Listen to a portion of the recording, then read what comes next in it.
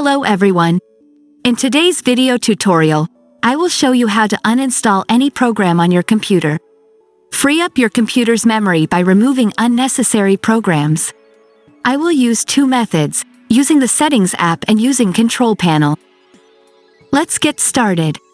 For the first method, type the word Apps in the search bar. The search result will show the option Apps and Features. Click on it. In this window, all the applications that can be uninstalled this way are displayed. Some applications cannot be uninstalled because they are part of the Windows operating system. For example, the Tips application cannot be uninstalled. Find the desired application. Click on it. To uninstall it, click on the Uninstall button.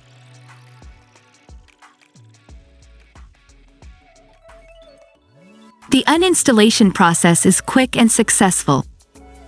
Some programs cannot be uninstalled this way. That's why there's a method that dates back to earlier versions of the Windows system.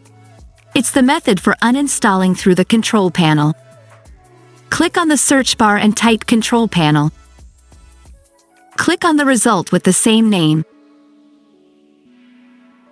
If your screen doesn't look the same as mine, check if you have grouping by categories like me. In that case, click on Uninstall a program. Here, all installed programs are displayed. Many smaller add-ons are for the proper functioning of the operating system, so only delete programs you know you don't need. Find the program you want to uninstall. Right-click on that program. Click on Uninstall or Change. The program is uninstalled. Click on Close. As you can see, there is no desktop icon. Some larger programs at this step offer you the option to repair your program and ask you once again if you are sure you want to uninstall them. I hope this video has helped you. Like the video and share it. If you have additional questions, ask them in the comments.